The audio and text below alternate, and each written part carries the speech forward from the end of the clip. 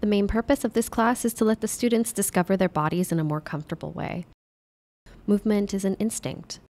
Therefore, after the students experience the perception of space, they were randomly grouped to engage in various games in order to develop their abilities to move their bodies.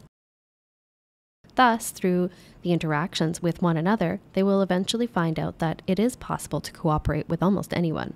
During the process here, the process of developing body states, students will feel that they may need to recognize their bodies a little more.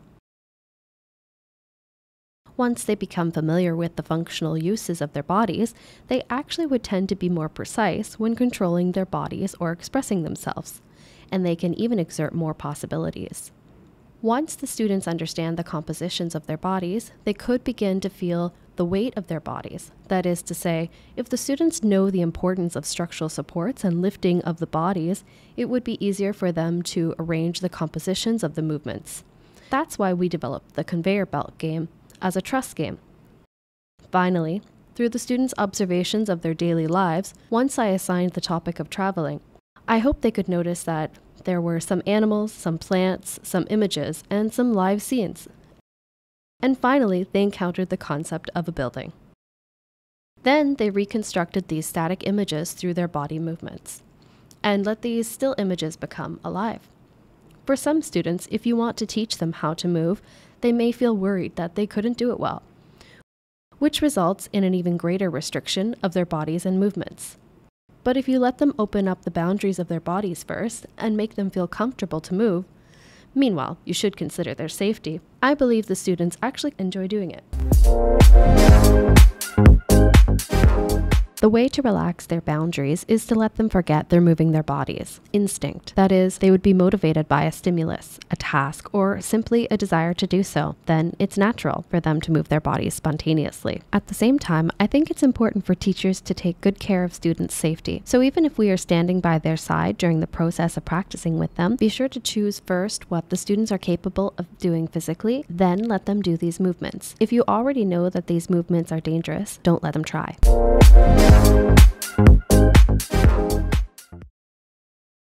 Usually, I think the concepts and thread of scaffolding are crucial for the course. That is to say, don't give too much instruction at the beginning.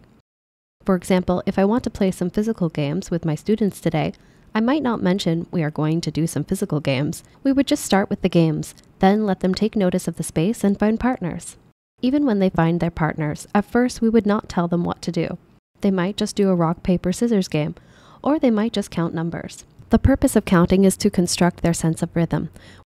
When you have a rhythmic sense, your body would develop something spontaneously. Then, with these developments in their bodies, I encourage them to explore the higher, the middle, and the lower parts of space, or to feel the ease and difficulty of the movements, and also the relationship between people and the space. Then, I think they would find it more interesting when they open up their senses. What's more is the relationship among people. They will learn, other than to control their own bodies, to cooperate and collaborate with others. Then such process of collaboration will make them feel that they have to operate, and the operation itself means moving. Of course, for me, I care very much more about safety, so the students need to understand the structure of the body first, and then when they operate with these combinations of bodies, they won't get hurt too easily, or they can execute the movements in a safer range under their control. I would suggest that if teachers want to implement these activities, they really need to take a good look at the scaffolding of their classes and don't give too much instruction all at once. Let the students accomplish an easier goal first. Then, when they find out that they can actually go further with this goal, they will develop their new goals.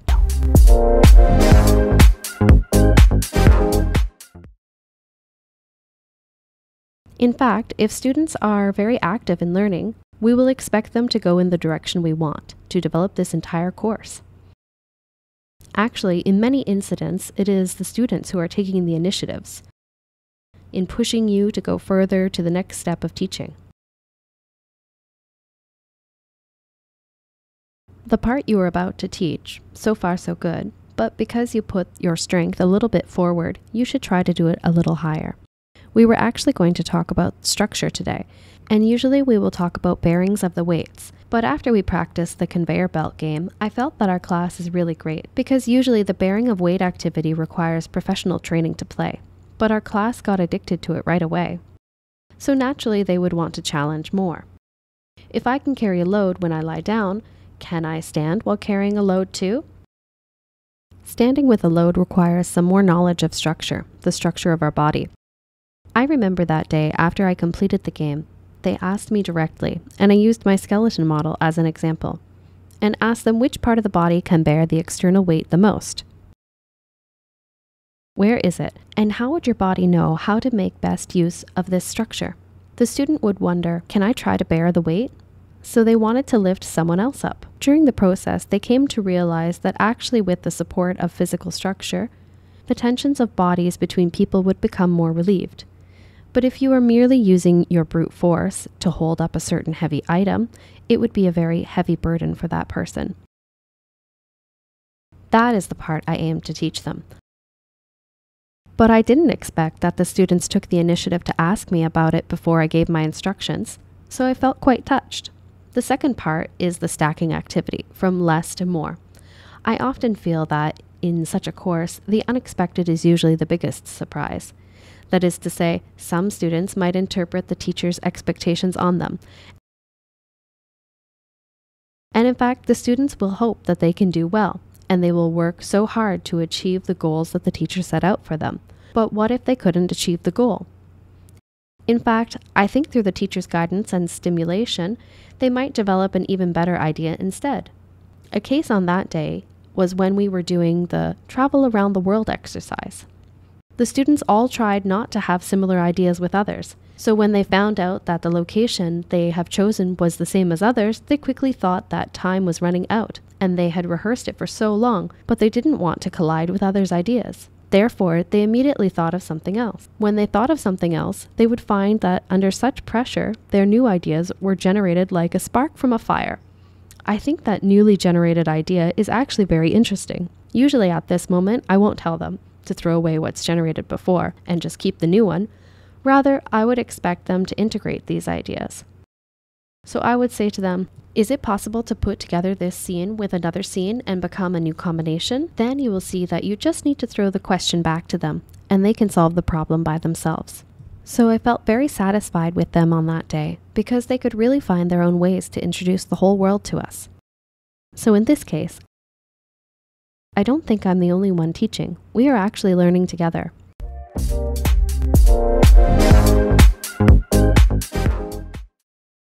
You might discover about the level of your flexibility. Maybe your upper body is more flexible, but your lower body is quite stiff, not very nimble.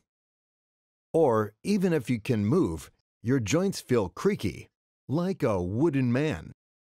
So only when you participate in such an action, in this kind of workshop or performance workshop, you can understand clearly about the characteristics and the strengths of your body. Or you might suddenly find out, actually, you can jump very high, you have good elasticity, or your reflexes are particularly sharp, and so on. So be sure to participate in it yourself.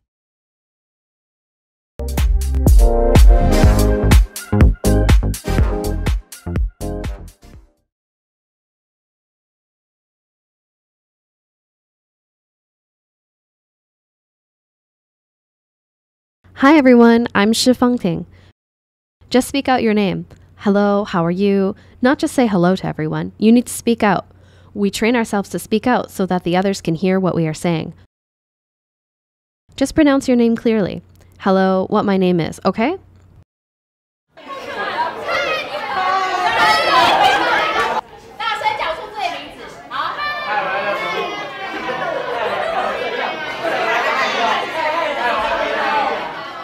Before this class, actually, we have already done some training, such as vocal and physical training. So in this class, we hope to focus on the expressions of lines in a more complete way. With regard to expressions of lines, there is actually a very important part, that is, emotions. Can you grasp the emotions of the lines? So at the beginning of this course, we actually used a lovely way. Or we can say that we used an existing approach so that students could understand directly what some emotional states were. So I used the animation Inside Out, in which there are 5 well-known characters with names respecting 5 emotions, that is, sadness, joy, anger, and fear, etc. Through a game like this, they could start to compare. I gave them a line, and they drew one emotion from the list of 5. And they used this emotion to express the line I gave them. Since they already had a general idea about the film, they could put themselves into the mood of the line very quickly. Give me a glass of water. Give me a glass of water. Give me a glass of water. Give me a glass of water. Give me a glass of water. In fact, there are all kinds of emotions inside of us. No one can always be happy. Have you ever seen a person like this every day? Always happy? Impossible. And then someone who is always angry? No one is forever angry. It's impossible, isn't it? No one is always fearful. Because everyone expresses emotions differently when they encounter different things. Exactly how are these emotions expressed? Sometimes it's through movements and body language, but most of the time it's through verbal language. Then I played another activity later, 2 people sitting on chairs. Then they took turns to speak. At first they said 2 sentences intuitively. When you sit on chair A, you will say a fixed sentence. When you sit on chair B, you will say another fixed sentence. This game was played on by taking turns like this. Actually, in the process of the first round, they were all completely intuitive to speak out. Why are you doing this to me? I don't know what you're talking about. Why are you doing this to me? I don't know what you're talking about. Why are you doing this to me? I don't know what you're talking about. Okay, a little louder. Why are you doing this to me? I don't know what you're talking about. At the second round, I would bring in the so-called character analysis. That is, why did this person say this line? What might have happened to this person? And I would let them reflect. Then do it all over again, and say these lines again. Then they'll find out that when I say this line just intuitively, or say it with certain context, there may be some differences in the degree of emotions being expressed, or even some differences in feelings. And then I'll lead them to go deeper and deeper, to think about the subtext. For example, when you say something, what are you really thinking about in your mind? Ostensibly, I might be telling you that I hate you so much, but actually in my heart, what I'm thinking is, why are you doing this to break my heart? So I can guide them in to understand about this part. So when they reinterpret the lines, they can present different levels. So this lesson is actually about emotional expression at the beginning. Emotional expression in one sentence, to understand why a character says this sentence, to understand the differences between internal and external expressions, which is a very human and emotional part. And I hope that's how they use the ways to express a certain line, well, to interpret a character like this. Why are you doing this to me? I really don't know what you're talking about. Why are you doing this to me? I don't know what you're talking about.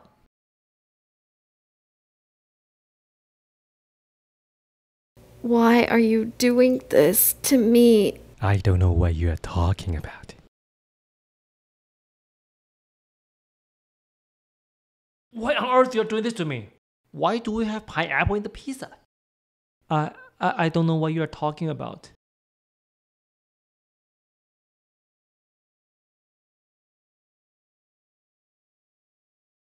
Why are you doing this to me?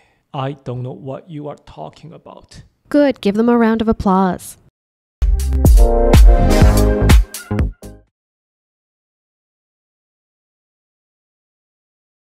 For the performance creation classes, usually the school would arrange only half a year for the course.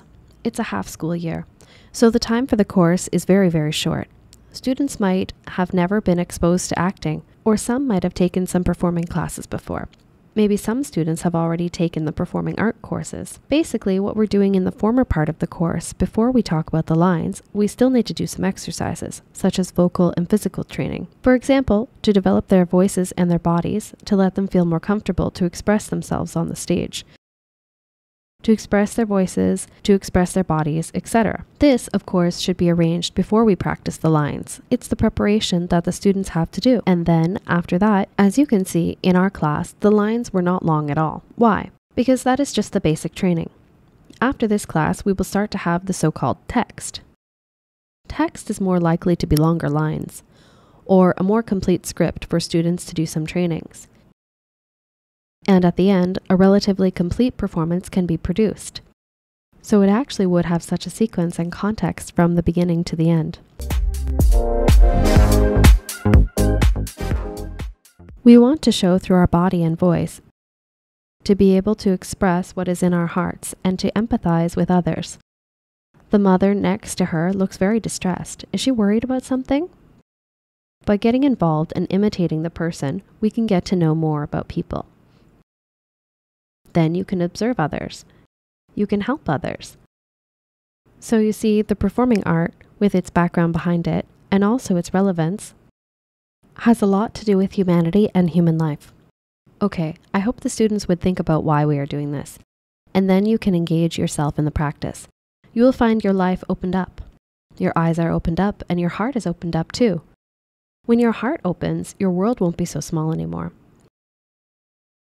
You can become a character, you can become someone else, and then you won't feel so lonely anymore. I think the 108 curriculum is such a great curriculum, and it will bring changes to the citizens of our future society and make each one of us a better citizen who can better understand oneself and communicate with others more effectively.